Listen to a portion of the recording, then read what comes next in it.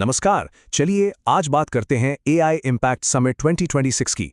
ये वो global stage था जहां एआई और इंसानियत के भविष्य की एक नई कहानी लिखी गई। तो आइए इस ऐतिहासिक सम्मेलन की तह तक चलते हैं और इसकी बड़ी बातों को समझते हैं। देखिए, ये समिट सिर्फ कोई बड़ा इवेंट नहीं था, बल्कि ग्लोबल साउथ के लिए एक ऐतिहासिक मील का पत्थर साबित हुआ। जरा सोचिए, पहली बार एआई पर इतना बड़ा और इतना अहम सम्मेलन इस हिस्से में हुआ। इसने एआई से जुड़े नियम कानूनों की पूरी बातचीत को ही एक नई दिशा दे दी। सही मायनों में इस आयोजन ने एआई पर हो रही वैश्विक चर्चा का सेंटर ऑफ ग्रेविटी ही बदल दिया। सारी दुनिया की नजरें इस पर आकर टिक गईं। और ये सब हुआ नई दिल्ली के शानदार भारत मंडपम में 16 से 20 फरवरी 2026 तक। वो 5 दिन दिल्ली दुनिया भर के सबसे बड़े दिमागों, विचारों और प्रभावशाली लोगों के एक संगम का केंद्र बन गई थी। अब बात करते हैं कि इस समिट कितना विशाल था और कौन-कौन से दिग्गज यहां इकट्ठा हुए थे। इसका स्केल सच में देखने लायक था।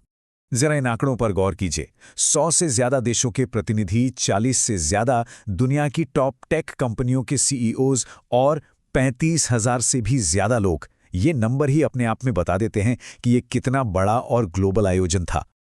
और यहां बात सिर्फ गिनती की नहीं थी, बल्कि दुनिया के सबसे बड़े नाम भी यहां मौजूद थे। सुंदर पिचाई, सैम ऑल्टमैन और डारियो अमोदेई जैसे टेक लीडर्स जब यहां एक्टिवली हिस्सा ले रहे थे, तो जाहिर है यहां हुई चर्चाएं और भी ज्यादा गहरी और सार्थक हो गईं। ये कोई एक आम कॉन्फ्रेंस नहीं थी, बल्कि 5 दिनों तक चलने वाला एक पूरा का पूरा इकोसिस्टम था। एक तरफ जबरदस्त भाषण हो रहे थे, तो दूसरी तरफ एआई की नीतियों पर गंभीर बहस चल रही थी। नए स्टार्टअप्स को अपनी टेक्नोलॉजी दिखाने का मौका मिल रहा था और भविष्य कैसा होगा उसकी झांकी भी दिख रही थी। तो ये तो हुई बात कि यहाँ क्या क्या हुआ और कौन कौन आया, पर जो सबसे बड़ा सवाल है वो ये है कि ये सब हुआ क्यों? इस समिट का असली मकसद क्या था? इसके पीछे की सोच क्या थी? इसके जो मुख्य उद्देश्य थे वो बहुत ही साफ थे। पहला, एआई का इस्तेमाल जिम्मेदारी से हो। दूसरा, दुनिया के सारे देश मिलकर काम करें। और तीसरा, जो शायद सबसे जरूरी था, कि एआई की पहुंच विकासशील देशों तक भी हो, ताकि कोई पीछे ना छूटे। इस समिट की थीम थी सर्वजन हिताय, सर्वजन सुखाय। ये एक बहुत ही गहरा और मानवतावादी विचार है। इसका मतलब है कि एआई को सिर्फ एक टेक्नोलॉजी की तरह नहीं देखना है, बल्कि इसे पूरी इंसानियत के कल्याण और सबके विकास का एक जरिया बनाना है। तो यहाँ चर्चा किन विषयों पर हुई? लिस्ट काफी अहम थी। एआई कितना सुरक्षित हो, इसके नियम कैसे बने, जेनरेटिव एआई यानी वो टेक्नोलॉजी जो खुद नया कंटेंट बना सकती है, उसका भविष्य क्या हो, और हेल्थ केयर से लेके क्लाइमेट चेंज और पब्लिक सर्विसेज तक में एआई क्या भूमिका निभा सकता है, इन सब पर खुलकर बात हुई। और अब आते हैं इस समिट की सबसे खास और सबसे बड़ी पेशकश पर। एआई के भविष्य के लिए भारत का अपना एक बिल्कुल अनूठा और रणनीतिक नजरिया। भारत ने दुनिया के सामने पेश किया MANAV फ्रेमवर्क। ये एक ऐसा विजन है जो एआई टेक्नोलॉजी को बनाने और इस्तेमाल करने का रास्ता दिखाता है, और ये ग्लोबल एआई डायलॉग में भारत का एक बहुत ही अहम योगदान है। तो ये जो MANAV है, ये 5 स्तंभों पर खड़ा है। ये पांचों मिलकर एआई गवर्नेंस के लिए एक पूरा रोड मैप तैयार करते हैं। चलिए इन्हें एक एक करके समझते हैं।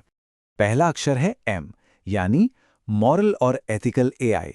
ये इस फ्रेमवर्क की नींव है, जो कहता है कि एआई का विकास सही और गलत की समझ पर, नैतिक सिद्धांतों पर ही होना चाहिए।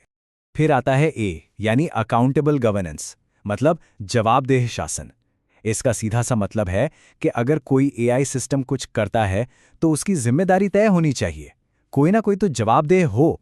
तीसरा स्तंभ है N, यानी नेशनल सॉवरेनिटी या राष्ट्रीय संप्रभुता। ये इस बात पर जोर देता है कि एआई और देश के डेटा के मामले में हर देश को अपने हित में फैसले लेने का पूरा अधिकार हो। चौथा सिद्धांत है A, यानी एक्सेसिबल एआई। इसका लक्ष्य यह है कि एआई टेक्नोलॉजी का फायदा सिर्फ कुछ अमीर देशों या बड़ी कंपनियों तक ही ना सिमट जाए, बल्कि समाज के हर एक व्यक्ति तक पहुंचे। और अंत में V का मतलब है वैलिड और लेजिटिमेट सिस्टम्स, यानी एआई सिस्टम्स भरोसेमंद होने चाहिए, प्रामाणिक होने चाहिए और कानूनी तौर पर सही और मान्य होने चाहिए। चलिए अब देखते हैं कि ये सारी बातचीत सिर्फ कमरों तक ही सीमित नहीं रही। ये कैसे एक ठोस घोषणा में बदली और भविष्य के लिए एक नई राह तय कर गई। देखिए, नई दिल्ली समिट कोई अकेला इवेंट नहीं था। बल्कि ये वैश्विक एआई बैठकों की एक अहम कड़ी है।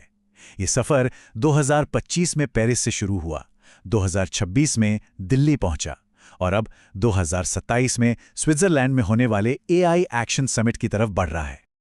और इस समिट की एक असाधारण सफलता देखनी है तो इस नंबर को देखिए। एआई जिम्मेदारी अभियान के लिए सिर्फ 24 घंटों के अंदर 1 लाख से ज्यादा लोगों ने शपथ ली।